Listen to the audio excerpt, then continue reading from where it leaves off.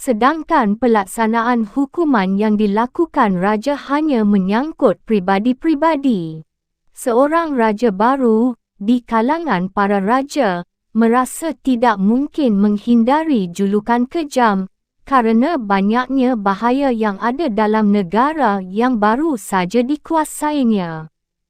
Virgilius lewat mulut Dido berkata, Res dura, ad regni novitas mi telia cogunt molin, ad let fines castot tueri. Raja harus bertindak hati-hati dan harus waspada sehingga ia tidak menjadi takut kerana bayangannya sendiri. Tingkah lakunya harus dikendalikan dengan sikap manusiawi dan bijaksana, sehingga kepercayaan yang berlebihan tidak membuatnya sembrono atau kecurigaan yang berlebihan tidak membuat dirinya tak berdaya. Dari semuanya ini muncullah pertanyaan berikut, apakah lebih baik dicintai atau ditakuti atau sebaliknya? Jawabannya ialah bahawa orang tentunya menginginkan keduanya, baik dicintai maupun ditakuti, tetapi kerana sulit untuk mempertemukannya, jauh lebih baik ditakuti daripada dicintai, jika anda tidak dapat memperoleh keduanya. Pada umumnya orang beranggapan, manusia itu tidak tahu berterima kasih, mudah berubah sikap, penipu dan pembohong, takut menghadapi bahaya dan rakus mencari keuntungan. Selama anda memperlakukan mereka dengan baik, manusia-manusia itu menjadi pengikut anda. Mereka akan mempertaruhkan jiwa mereka untuk anda, mengorbankan harta mereka, hidup mereka, anak-anak mereka, selama seperti yang saya katakan di atas, bahaya masih jauh, tetapi kalau anda berada dalam bahaya, mereka berbalik melawan anda. Raja mana pun yang menggantungkan diri seluruhnya pada janji-janji dan tidak mengambil langkah-langkah pengamanan lainnya pasti akan hancur.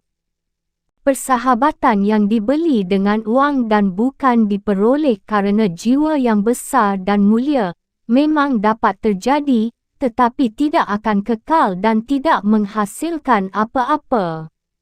Orang tidak begitu merasa takut berbuat jahat terhadap seseorang yang membuat dirinya dicintai, daripada terhadap orang yang membuat dirinya dibenci.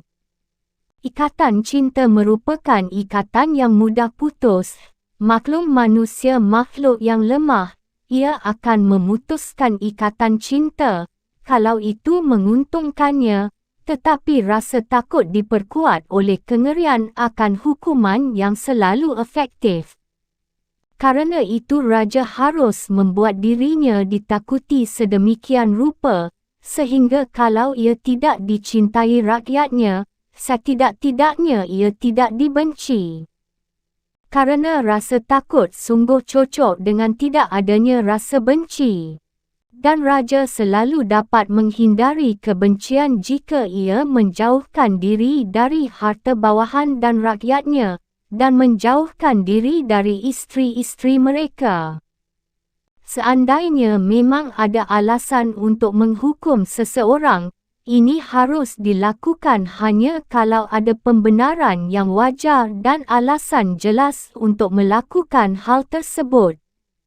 Tetapi lebih-lebih raja harus menjauhkan diri dari harta milik orang lain, kerana orang lebih mudah melupakan kematian leluhurnya daripada kehilangan warisan leluhurnya. Memang selalu ada alasan untuk merampas harta seseorang, tetapi seorang raja yang mulai hidup dengan merampok selalu ingin berusaha merebut harta milik orang lain.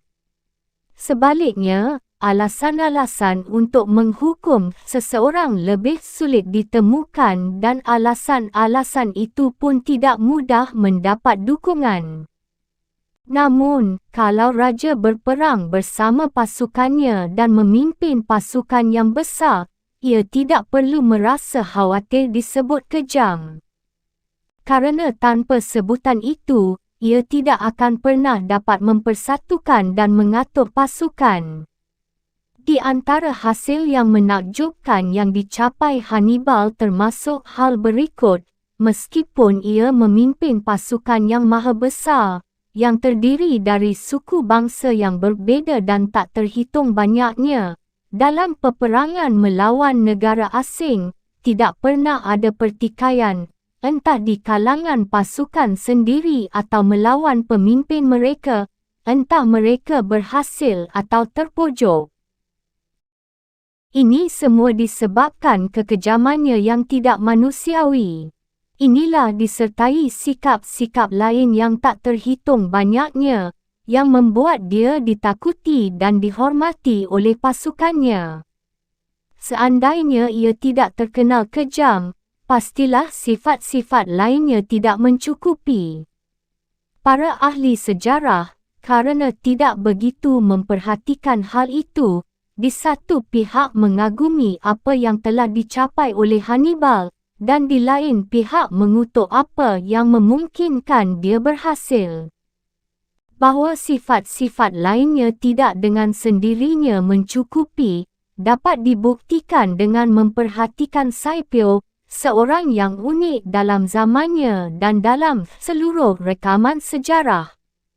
Pasukan memberontak terhadapnya di Spanyol dan satu-satunya alasan pemberontakan ini ialah sikapnya yang terlalu lunak, memberikan lebih banyak kebebasan kepada para tentara yang tentu tidak baik bagi disiplin pasukan. Fabius Maximus mempersalahkan tindakan itu dalam senat dan menyebutnya orang yang merusak pasukan Romawi. Demikian juga, ketika Locri dijarah rayah oleh salah seorang panglima Scipio, ia tidak memberikan kepuasan kepada mereka dan tidak pula menghukum ketidakpatuhan panglimanya. Dan ini semua kerana sifatnya yang terlalu lunak, sehingga seseorang yang ingin memaafkannya dalam senat mengatakan bahawa ada banyak orang yang mengetahui bagaimana tidak berbuat salah daripada bagaimana membetulkan kesalahan orang lain. Keadaan ini tentu akan merusak nama baik dan kehormatan Scipio sendiri seandainya ia terus mengikuti sifat tersebut selama memimpin pasukan. Waktu ia hidup di bawah perintah senat, sifat-sifat yang fatal ini tidak hanya disembunyikan tetapi bahkan memberinya kehormatan. Dengan demikian saya menyimpulkan bahawa mengenai masalah dicintai atau ditakuti, manusia mencintai menurut kehendak bebasnya, tetapi takut terhadap kehendak raja dan seorang raja harus mengandalkan apa yang ada padanya dan bukannya pada apa yang ada pada orang lain. Ia hanya harus berusaha, seperti yang saya utarakan, menghindari dirinya dibenci. 18. Bagaimana raja harus setia memegang janji? Setiap orang menyadari betapa terpuji kesetiaan dan sifat terbuka seorang pemimpin daripada sifat berbelit-belit dalam segala tindakannya. Namun pengalaman sekarang ini menunjukkan bahawa para raja yang telah berhasil melakukan hal-hal yang besar adalah mereka yang menganggap gampang atas janji-janji mereka, mereka yang tahu bagaimana memperdayakan orang dengan kelihayannya dan yang akhirnya menang terhadap mereka yang memegang teguh prinsip-prinsip kejujuran. Anda hendaknya tahu bahawa ada dua cara berjuang, melalui hukum atau melalui kekerasan. Cara pertama merupakan cara yang wajar bagi manusia, dan yang kedua adalah cara bagi binatang. Tetapi kerana cara pertama kerap kali terbukti tidak memadai, orang lalu menggunakan cara kedua. Dengan demikian seorang raja harus tahu bagaimana menggunakan dengan baik cara-cara binatang dan manusia.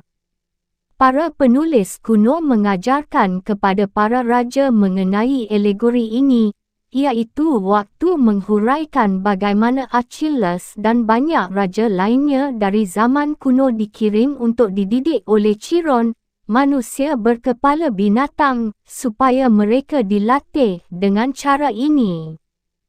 Arti alegori ini ialah, dengan menjadikan guru itu setengah manusia dan setengah binatang, seorang raja harus mengetahui bagaimana bertindak menurut sifat dari baik manusia maupun binatang dan ia tidak akan hidup tanpa keduanya.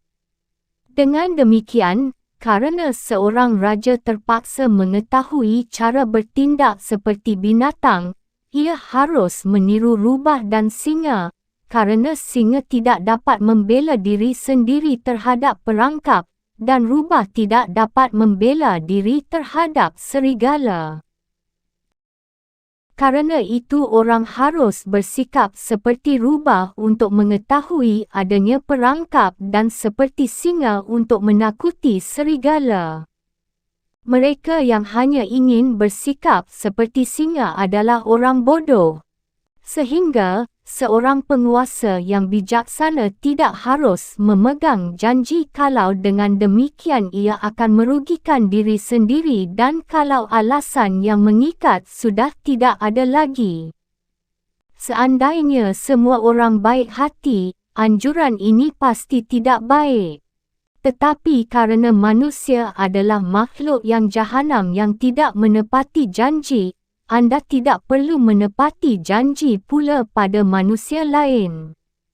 Dan seorang raja tidak akan pernah kehabisan alasan untuk menutupi ketidaksetiaannya, dengan menunjukkan betapa banyak perjanjian dan persetujuan yang dilakukan oleh para raja, ternyata kosong dan tidak bernilai karena raja tidak memegang janji. Mereka yang paling tahu meniru rubah adalah yang terbaik. Tetapi orang harus mengetahui bagaimana menutupi tindakan-tindakannya dan menjadi pembohong dan penipu yang ulung. Manusia bersifat sederhana dan begitu banyak manusia di sekitarnya, sehingga penipu akan selalu menemukan seseorang yang siap untuk ditipunya. Ada satu contoh yang masih hangat yang tidak akan saya lewatkan. Alexander ke-6 selalu dan hanya memikirkan bagaimana menipu orang lain. Ia selalu menemukan korban penipuannya. Tidak pernah ada orang yang mampu mengatakan dengan sangat meyakinkan, atau begitu mudah bersumpah atas kebenaran sesuatu dan yang tidak menghormati janji. Namun tipuan-tipuannya selalu menghasilkan apa yang diinginkannya, karena ia ulung dalam menguasai ilmu menipu. Karena itu, seorang raja tidak perlu memiliki semua sifat baik yang saya sebutkan di atas, tetapi ia tentu saja harus bersikap seakan-akan memilikinya.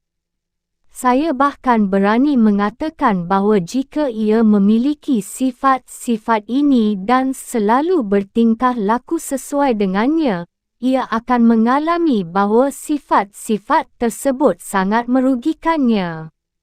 Jika ia nampaknya saja memilikinya, sifat-sifat tersebut akan berguna baginya.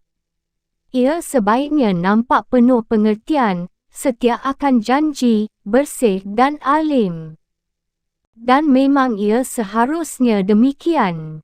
Tetapi situasinya harus demikian, sehingga jika ia juga memerlukan sifat kebalikannya, ia mengetahui bagaimana menggunakannya. Anda harus menyadari hal ini, seorang raja dan khususnya seorang raja baru, tidak dapat mentaati semua hal yang menyebabkan orang dipandang hidup baik, karena untuk mempertahankan negaranya ia kerap kali terpaksa bertindak berlawanan dengan kepercayaan orang, belas kasih, kebaikan dan agama.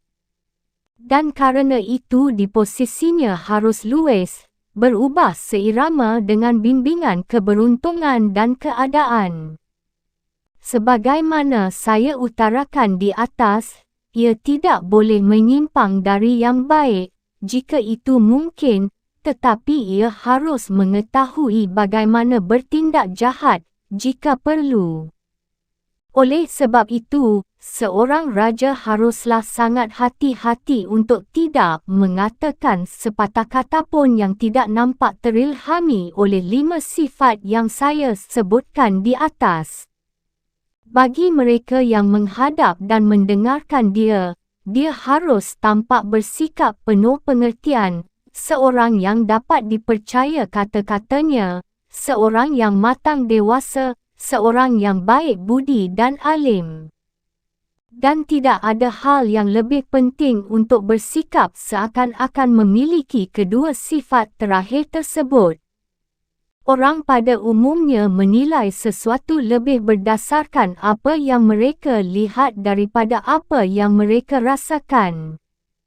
Karena orang dapat melihat, tidak banyak yang mampu berhubungan dekat dengan anda. Setiap orang melihat anda tampil, sedikit saja yang mengetahui siapa anda sebetulnya.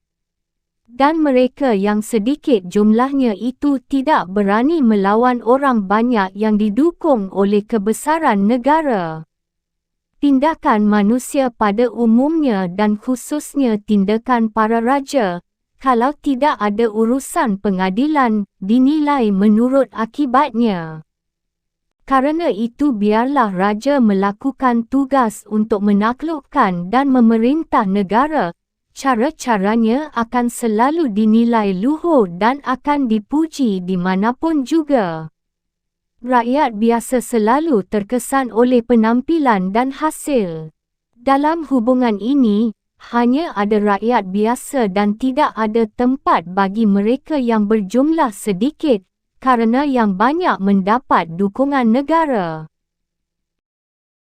Seorang penguasa tertentu zaman kita sekarang ini, yang lebih baik tidak disebut namanya, tidak pernah berkhotbah kecuali tentang perdamaian dan kesetiaan. Dan dia adalah musuh dari kedua hal tersebut, dan seandainya ia pernah menghormati salah satu dari kedua hal tersebut, pasti ia akan berkali-kali kehilangan negara dan kedudukannya. 19. Bagaimana menghindari aib dan kebencian? Setelah bagian-bagian yang paling penting dari sifat-sifat orang disebutkan di atas dibahas, kini saya ingin dengan singkat menyinggung sifat-sifat lainnya secara umum. Raja harus, seperti sudah dikemukakan, menghindari hal-hal yang akan membuatnya dibenci atau direndahkan. Dan kalau ia berhasil dalam hal ini, ia sudah melakukan kewajibannya dengan baik dan tidak akan mengalami bahaya, meskipun ia melakukan kejahatan-kejahatan lainnya. Ia terutama akan dibenci, seperti yang saya kemukakan, kalau bersikap rakus dan menggagahi harta dan isteri para bawahannya, ini harus dihindarinya. Selama ia tidak merebut sebagian besar harta atau kehormatan mereka, mereka akan bersikap baik dan puas. Ia hanyalah harus bersaing dengan sejumlah orang yang berambisi dan gelisah dan hal ini dapat dengan mudah dikendalikan dengan banyak cara. Ia akan dipandang rendah kalau ia mendapat julukan sebagai orang yang mudah berubah sikap, sembrono, lemah, pengecut dan tidak tegas. Seorang raja harus menghindari hal ini seperti suatu wabah dan berusaha untuk menunjukkan dalam bertindak, keagungan, keberanian, kewajaran, serta kekuatan. Dia harus menyelesaikan pertikaian di antara para bawahannya, harus diperhatikan bahawa keputusannya tidak dapat ditarik kembali. Dan ia harus dihormati sedemikian rupa, sehingga tak ada orang yang pernah berfikir untuk mencoba menipu atau mempermainkannya. Raja yang berhasil membuat dirinya dihormati sedemikian itu sangat dihargai. Dan terhadap orang yang sangat dihormati sulit untuk mengadakan persekongkolan dan serangan secara terang-terangan sulit pula, asalkan ia diakui sebagai orang besar yang dihormati oleh para bawahannya. Ada hal yang harus ditakuti oleh raja, subversi dari dalam di antara para bawahannya dan serangan dari luar oleh kekuatan asing. Mengenai hal yang kedua ini, pertahanannya terletak dalam persenjataan yang lengkap dan mempunyai sekutu yang baik. Dan jika ia memiliki persenjataan lengkap, ia akan selalu memiliki sekutu yang baik.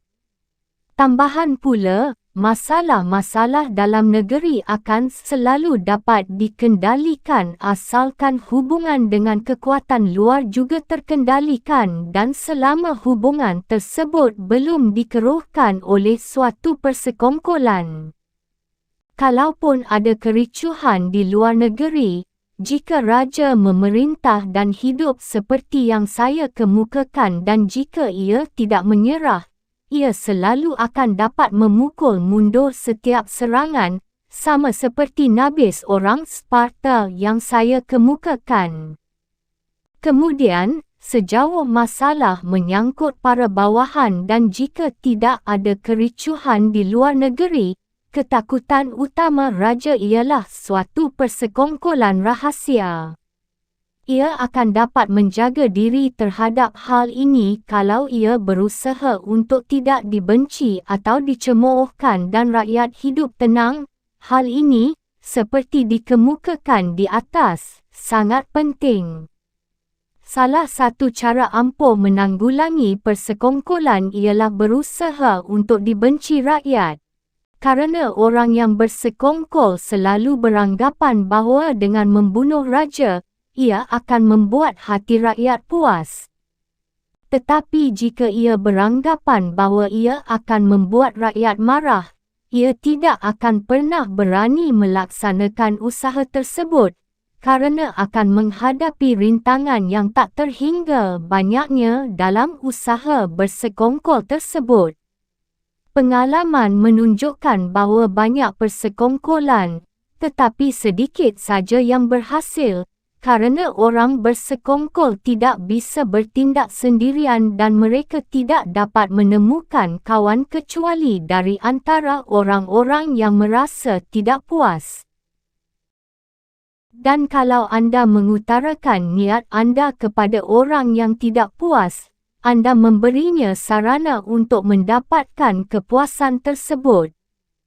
Dan dengan diungkapkannya sarana tersebut ia dapat berharap memperoleh apa yang dikehendakinya. Kerana dari satu pihak ia tahu bahawa itu dapat memberikan keuntungan, tapi dari lain pihak ia pun menyadari bahawa usaha tersebut tidak pasti serta penuh risiko. Orang semacam itu akan merupakan kawan yang aneh bagi anda atau kalau tidak seorang musuh tangguh bagi raja jika ia setia kepada anda. Secara singkat, saya mengemukakan bahawa di pihak pembangkang hanya ada rasa takut, iri dan masa depan yang penuh kecemasan akan mendapat hukuman. Di pihak raja terdapat keagungan negara, ada hukum, dukungan dari sahabat dan negara untuk melindunginya. Dapat ditambahkan di sini adanya kecintaan rakyat dan tak terfikirkan bahawa ada orang yang sedemikian gilanya untuk membangkang. Kerana dalam keadaan biasa saja seorang pembangkang merasa takut sebelum bertindak, apalagi dalam hal ini ia merasa takut pula melakukan niatnya, kerana menyadari rakyat memusuhinya dan tidak dapat mengharapkan rakyat akan melindunginya. Saya dapat menyajikan contoh yang tak terbilang banyaknya mengenai hal ini, tetapi cukup kalau saya utarakan satu contoh saja, yang terjadi menurut cerita nenek moyang kita. Bangsa Chaneski membangkang dan membunuh Messer Annibal Bentivogli, nenek dari Annibal Raja Bologna sekarang ini. Pewaris satu-satunya yang masih tinggal adalah Messer Giovanni, yang pada waktu itu masih bayi. Tetapi sesudah pembunuhan itu terjadi, rakyat bangkit dan membunuh semua keluarga Chanesky. Rakyat terdorong oleh cinta mereka yang sudah terjalin terhadap Wangsa Bentivogli pada waktu itu.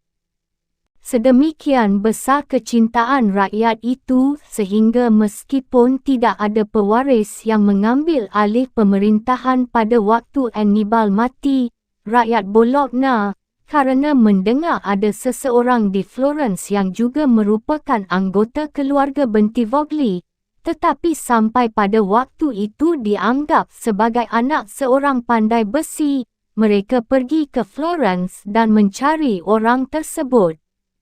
Mereka mempercayakan pemerintahan kota kepadanya dan ia memegang kekuasaan sampai Giovanni cukup umur untuk memegang pemerintahan. Dengan demikian, saya menyimpulkan bahawa kalau seorang raja dicintai oleh rakyatnya, ia tidak perlu khawatir terhadap adanya pembangkangan.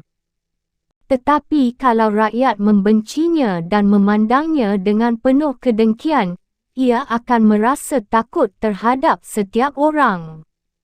Negara yang diperintah dengan baik dan raja yang bijaksana selalu berusaha keras untuk tidak membuat para bangsawan berputus asa dan berusaha memuaskan dan membahagiakan rakyatnya. Inilah usaha yang paling penting yang harus dilakukan seorang raja. Dari antara kerajaan yang berpemerintahan baik pada zaman kita ini, adalah kerajaan Perancis. Perancis memiliki lembaga-lembaga penting yang tak terbilang banyaknya, yang mendukung kebebasan raja untuk bertindak dan mendukung kekuasaannya. Salah satu dari lembaga tersebut adalah parlimen dan wewenang yang dimilikinya. Pendiri negara Perancis, karena mengetahui ambisi dan kekurang ajaran para bangsawan, memandang perlu untuk mengekang mulut mereka. Di lain pihak, ia ingin memberikan jaminan kepada rakyat, karena mengetahui bagaimana rakyat merasa takut terhadap para bangsawan, sehingga juga membenci mereka. Ia tidak menginginkan bahawa hal ini menjadi tanggungjawab raja saja, karena ia ingin menyelamatkan raja dari kecaman para bangsawan lantaran ia memihak rakyat dan dari kecaman rakyat lantaran ia memihak para bangsawan. Karena itu ia mendirikan suatu badan yang independen untuk menundukkan para bangsawan dan memihak rakyat yang lemah, tanpa menimbulkan kecaman bagi raja. Tidak ada lembaga yang lebih baik atau lebih peka atau yang lebih efektif dalam memberikan jaminan keamanan bagi raja dan kerajaannya. Dari hal ini dapat ditarik suatu pertimbangan yang pantas kita perhatikan, bahawa para raja harus menunjuk orang lain untuk melaksanakan tindakan-tindakan yang kurang menyenangkan rakyat dan melakukan sendiri pembagian penghargaan kepada rakyat. Sekali lagi, raja harus tetap menghargai tinggi para bangsawan, tetapi tidak membuat dirinya dibenci rakyat. Banyak orang yang sudah mempelajari hidup dan kematian Kaisar Romawi tertentu, mungkin berpendapat bahawa mereka merupakan contoh-contoh yang berlawanan dengan pandangan saya. Beberapa kaisar secara konsisten hidup baik dan menunjukkan berpandangan tegas, toh akhirnya jatuh pula dari kekuasaan mereka atau bahkan dibunuh oleh orang-orang yang membangkangnya. Untuk menjawab keberatan-keberatan ini, saya akan membicarakan sifat-sifat dari beberapa kaisar, dengan menunjukkan bahawa sebab kehancuran mereka tidaklah berbeza dari sebab yang sudah saya utarakan. Saya akan menyajikan contoh untuk dipertimbangkan yang cukup dipahami oleh mereka yang mempelajari zaman itu. Saya juga akan membatasi diri pada para kaisar yang berkuasa dari Marcus, seorang filsuf, sampai pada Maximinus. Kaisar-kaisar tersebut adalah Marcus Aurelius, Commodus puteranya, Pertinax, Julianus, Severus, Caracalla puteranya, Macrinus, Heliogabalus, Alexander dan Maximinus. Yang pertama perlu dicatat di sini, kalau para pangeran harus berjuang keras untuk melawan ambisi para bangsawan dan kekurang ajaran rakyat, maka para kaisar Romawi harus menghadapi kesulitan ketiga, mereka harus menghadapi kekejaman dan kerakusan para serdadu. Ini merupakan tugas yang berat dan yang menyebabkan jatuhnya banyak kaisar, kerana sulit sekali memuaskan baik para serdadu maupun rakyat. Rakyat yang suka damai, menyukai kaisar yang tidak suka berpetualang, sedangkan para serdadu menyukai raja yang suka perang, raja yang sombong, kejam dan suka merampok. Mereka menginginkan agar sifat-sifat itu diterapkan pada rakyat, sehingga mereka mendapatkan bayaran lebih tinggi dan dapat memuaskan kerakusan dan kekejaman mereka sendiri. Sebagai akibatnya, para kaisar yang tidak memiliki kewibawaan atau kehormatan untuk mengendalikan baik para serdadu maupun rakyat selalu menderita. Kebanyakan dari mereka, khususnya mereka yang baru memerintah, jika mereka melihat adanya kesulitan untuk memuaskan dua golongan yang saling berlawanan ini, memihak serdadu dan tidak peduli melukai perasaan rakyat. Kebijaksanaan itu penting. Para raja tidak boleh membiarkan kebencian berkembang di beberapa kalangan. Untuk itu pertama-tama mereka harus berusaha untuk tidak dibenci oleh semua lapisan rakyat dan bawahannya. Kalau hal ini ternyata tidak mungkin, mereka harus berusaha untuk tidak dibenci oleh kelompok yang paling berpengaruh dan kuat.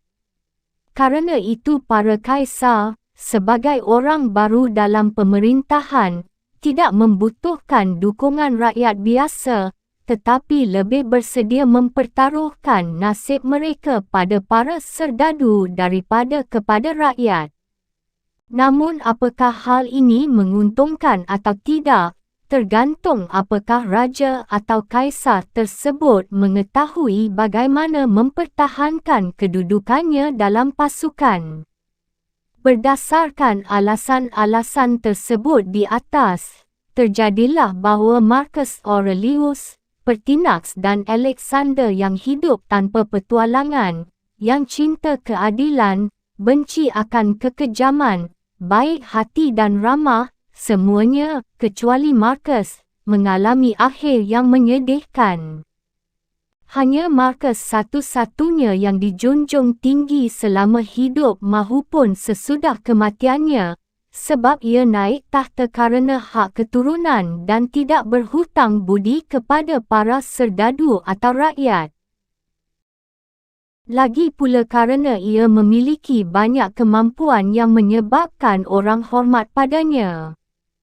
Selama hidupnya ia berhasil mengendalikan kedua kelompok itu dan tidak pernah dibenci ataupun dicerca. Tetapi Pertinax menderita pada awal pemerintahannya.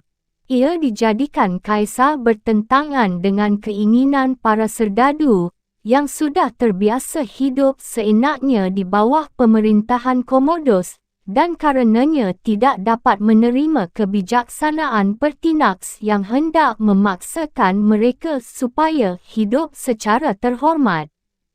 Karena itu raja dibenci dan juga karena ia seorang yang sudah tua, dia diolok-olok. Dan perlu diingat di sini bahawa orang dapat dibenci kerana perbuatan baik atau perbuatan jahat. Sehingga, seperti yang saya kemukakan di atas, seorang raja yang ingin mempertahankan pemerintahannya kerap kali terpaksa untuk tidak bertindak baik. Kerana kalau kelompok manusia yang anda anggap merupakan pendukung berlangsungnya pemerintahan, anda adalah orang-orang yang tidak baik, entah itu rakyat atau serdadu atau para bangsawan, anda harus memuaskan mereka dengan menggunakan cara yang sama dan karenanya perbuatan baik merupakan musuh anda. Kita tengok Alexander.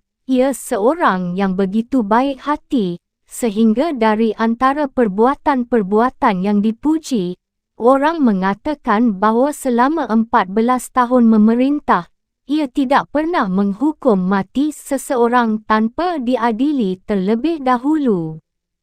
Namun kerana dia dipandang lemah, seorang yang membiarkan dirinya diperintah oleh ibunya, ia dicemoohkan dan angkatan perang membangkang dan membunuhnya.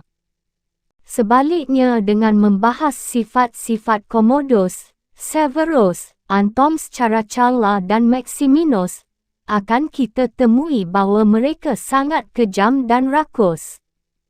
Untuk memuaskan para serdadu, tidak ada kejahatan yang tidak mereka timpakan kepada rakyat. Dan semua mereka itu, kecuali Severus, mengalami akhir yang menyedihkan. Severus adalah seorang yang gagah berani, menjaga hubungan baik dengan pasukan, walaupun rakyat tertindas olehnya, ia memerintah dengan berhasil sampai pada akhir. Karena keberaniannya itu, para serdadu dan rakyat hormat padanya. Rakyat tinggal selalu terheran-heran dan tertegun, sedangkan para serdadu terhormat dan makmur.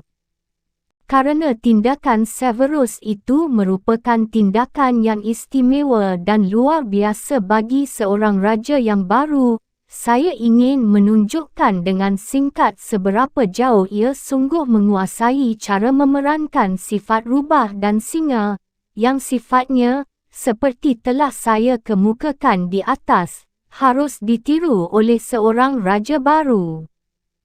Karena mengetahui kelemahan Kaisar Julianus, Severus yang memimpin pasukan di Slavonia bergerak ke Roma untuk membalas dendam atas kematian Pertinax, yang telah dihukum mati oleh pasukan Praetorian.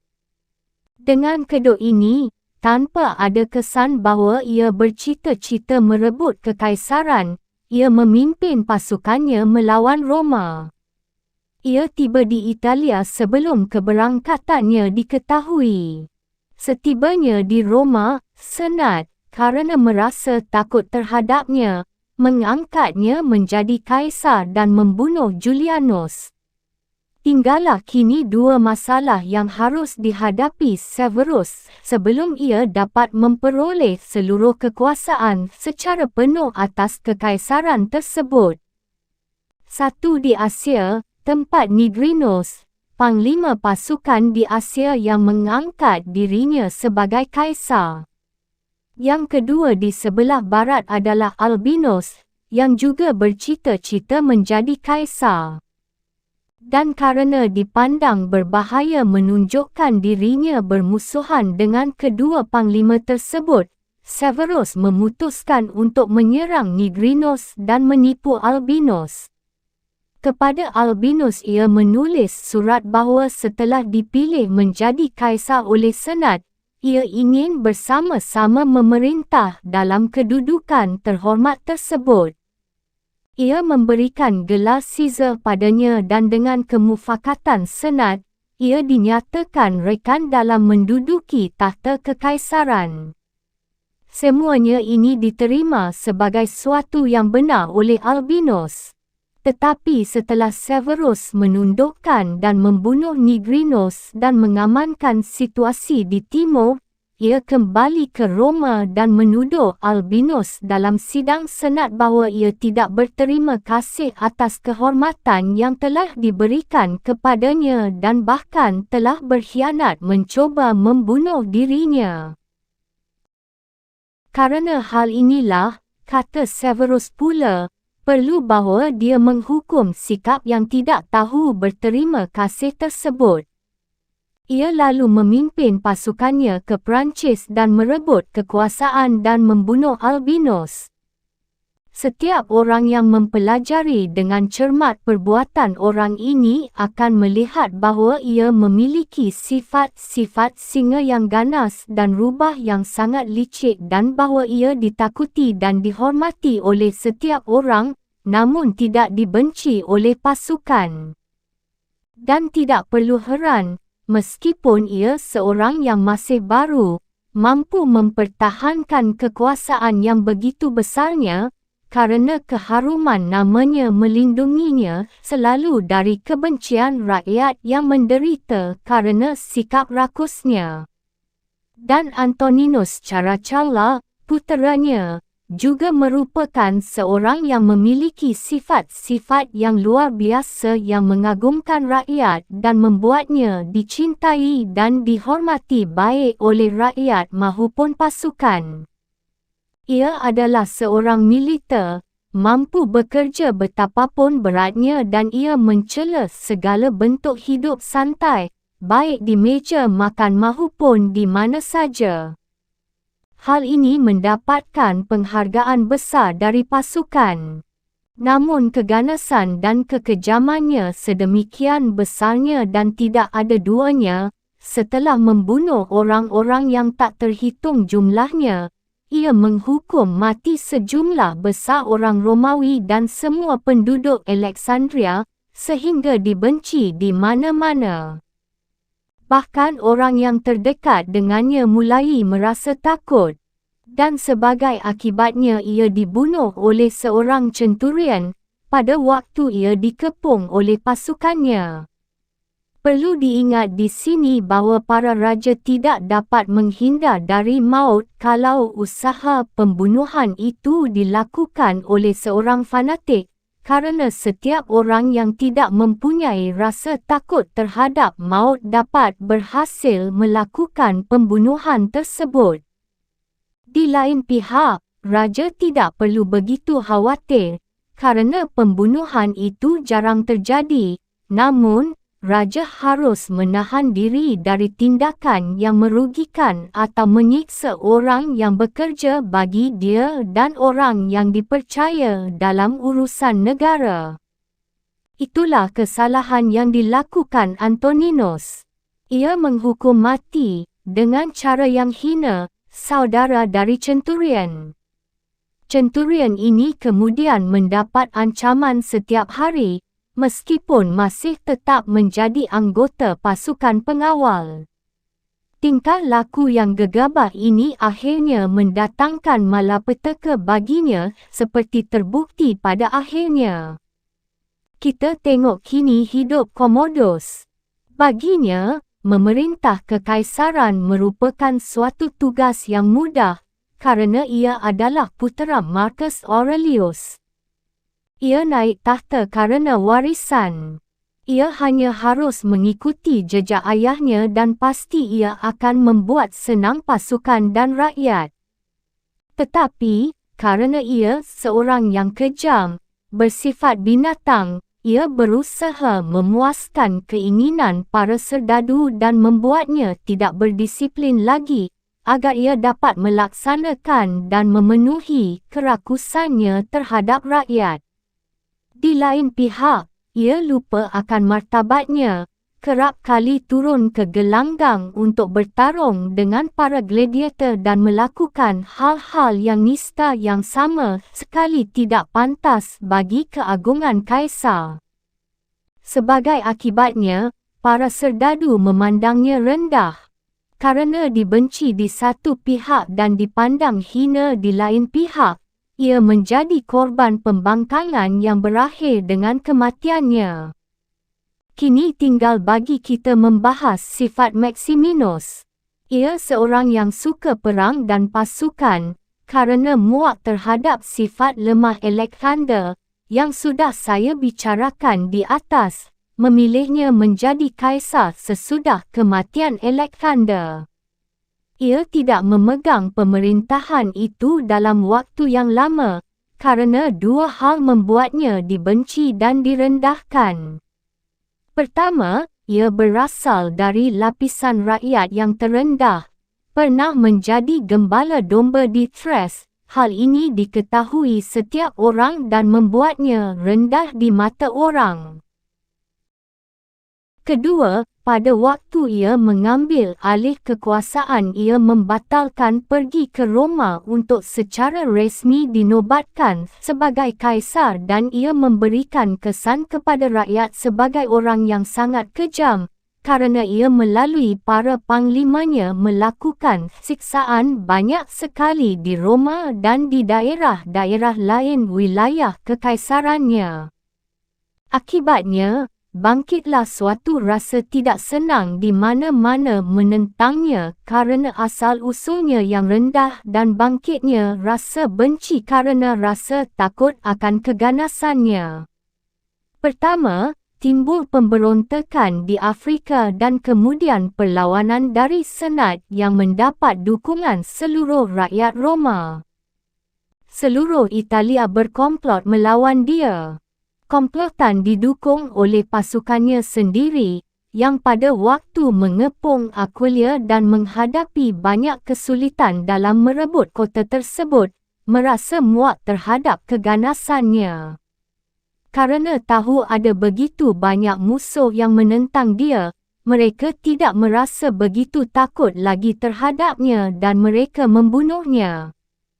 Saya tidak mahu membicarakan Heliogabalus atau Macrinus atau Julianus, yang sama sekali dipandang rendah di mata rakyat dan karena itu mereka tidak lama memerintah. Namun saya dapat menyimpulkan bahawa para raja dewasa ini tidak begitu mengalami kesulitan dalam hal mengambil langkah-langkah istimewa untuk memuaskan para serdadu. Mereka memang harus mempertimbangkannya, tetapi masalah ini dengan mudah segera diselesaikan, karena para raja dewasa ini tidak memiliki pasukan yang selalu siaga, seperti pasukan Kekaisaran Romawi, yang sudah membaku dalam pemerintahan pusat maupun pemerintahan wilayah-wilayah yang ditaklukkan mereka. Karena itu, pada masa Kekaisaran Romawi adalah lebih penting memperhatikan tuntutan pasukan daripada tuntutan rakyat, karena pasukan memiliki kekuatan lebih daripada rakyat. Dalam zaman kita ini, penting bagi semua penguasa, kecuali bangsa Turki dan Sultan, untuk berdamai dengan rakyat daripada dengan pasukan, karena rakyat lebih berkuasa. Saya mengecualikan bangsa Turki, karena Raja Turki memelihara pasukan yang terdiri dari 12,000 pasukan darat dan 15,000 pasukan kuda, yang sangat penting bagi keamanan dan kekuatan kerajaannya. Dan ia harus mengutamakan pertimbangan untuk mempertahankan kesetiaan pasukan dengan menyisihkan pertimbangan lainnya. Demikian juga dengan wilayah kekuasaan Sultan yang sepenuhnya berada di tangan pasukan, dan ia juga, tanpa memikirkan rakyat, harus menjaga persekutuan dengan pasukan. Perlu diingat bahawa negara Sultan berbeza dengan kerajaan-kerajaan lainnya. Negara Sultan mirip dengan takhta kepausan, yang tidak dapat disebut baik sebagai kerajaan karena warisan maupun suatu kerajaan baru. Bukanlah putera raja yang memerintah yang akan mewarisi takhta kerajaan, tetapi seorang yang dipilih oleh mereka yang mempunyai wewenang untuk memilih. Karena sistem ini suatu yang sudah kuno, tidak dapat dimasukkan dalam golongan kerajaan baru. Tidak ada kesulitan yang ditemukan dalam kerajaan baru, walau rajanya baru. Lembaga negara sudah kuno dan lembaga itu dibentuk untuk mempermudah seakan-akan dialah raja yang berkuasa karena hak warisan. Kita kembali membahas masalah pokok. Saya mengutarakan bahawa siapa yang mengikuti pandangan saya akan menyadari bahawa kehancuran para kaisar yang saya sebutkan disebabkan baik oleh kebencian ataupun oleh cercaan. Ia juga akan menyadari mengapa terjadi bahawa beberapa dari mereka bertindak begini dan lainnya bertindak begitu. Kedua tindakan itu menghasilkan akhir yang membahagiakan bagi yang satu dan membuat yang lainnya menderita. Karena mereka merupakan raja-raja yang baru, tidak ada manfaatnya dan berbahaya bagi Pertinax dan Alexander untuk meniru Marcus Aurelius yang naik tahta karena hak warisan. Demikian juga tindakan itu menjadi fatal bagi Caracalla, Commodus dan Maximinus untuk meniru Severus, karena mereka tidak memiliki keberanian untuk mengikuti jejaknya. Karena itu, seorang raja yang memerintah suatu kerajaan baru tidak dapat meniru tindakan Marcus Aurelius dan ia tidak harus meniru sikap dan tindakan Severus. Sebaliknya, ia harus memilih dari sifat-sifat Severus yang perlu untuk menegakkan negaranya dan dari sifat-sifat Marcus Aurelius yang dapat dipergunakan untuk mempertahankan penyelenggaraan dan kemuliaannya setelah negara tersebut dimantapkan dan diamankan. 20. Apakah benteng perlindungan dan banyak hal lain yang kerap kali dibangun raja berguna atau merugikan? Sementara raja, dalam usaha mempertahankan kelangsungan negara, melucuti senjata rakyat, sementara yang lainnya membagi-bagi tanah rakyat, yang lainnya lagi menumbuhkan permusuhan melawan diri mereka sendiri, yang lainnya mencoba untuk mendapat simpati dari mereka yang dicurigainya ketika mereka mulai memegang pemerintahan. Sementara raja membangun benteng, yang lainnya membongkar dan menghancurkannya. Sulit kiranya menilai salah satu kebijaksanaan tersebut, kalau orang tidak meneliti situasi khusus negara yang telah mengambil kebijaksanaan tersebut. Namun, saya akan membahas masalah tersebut seluas mungkin secara umum. Tidak ada raja baru dari masa manapun pernah melucuti senjata rakyatnya. Sebaliknya, kalau ia melihat rakyat tidak bersenjata, ia selalu menyediakan senjata bagi mereka. Karena dengan mempersenjatai rakyat, raja mempersenjatai diri sendiri. Mereka yang dicurigai menjadi setia dan mereka yang setia tidak hanya tinggal demikian, tetapi berubah dari rakyat biasa menjadi orang yang memihak raja. Tetapi tidak mungkin dapat mempersenjatai setiap orang, maka kalau raja memberikan hak-hak istimewa kepada sementara orang, ia terpaksa harus bertindak keras terhadap yang lain.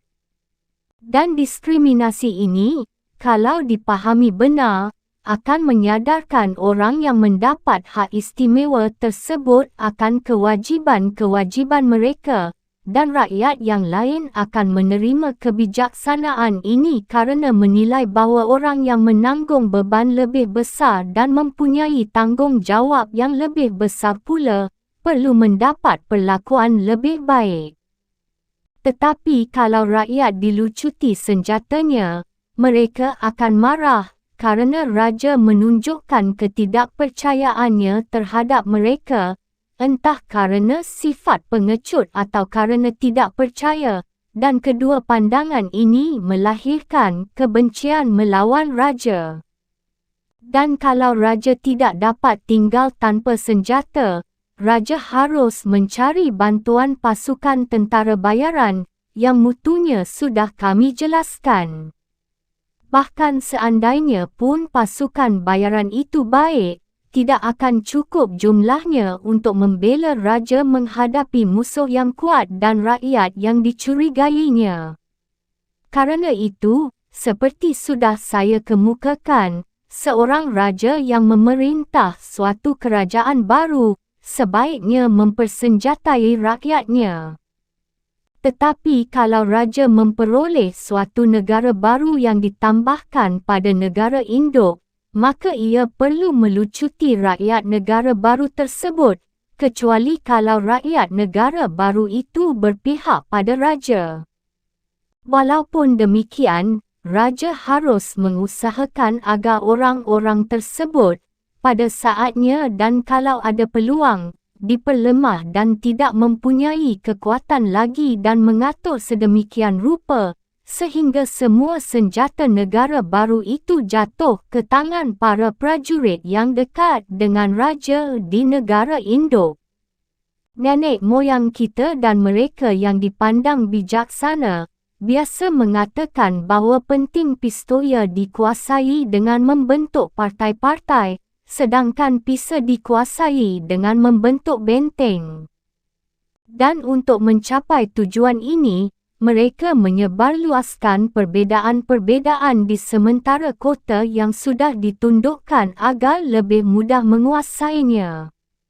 Pada zaman itu waktu terdapat kemantapan di Italia, hal ini sungguh dilakukan dengan baik.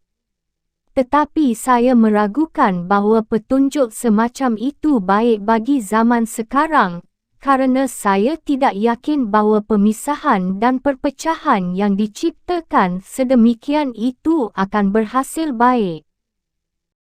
Sebaliknya, sudah pasti kalau musuh mendekat, kota-kota yang terpecah belah itu akan segera jatuh ke tangan musuh, karena golongan yang lebih lemah pasti akan memihak musuh dan yang lainnya tidak akan dapat bertahan.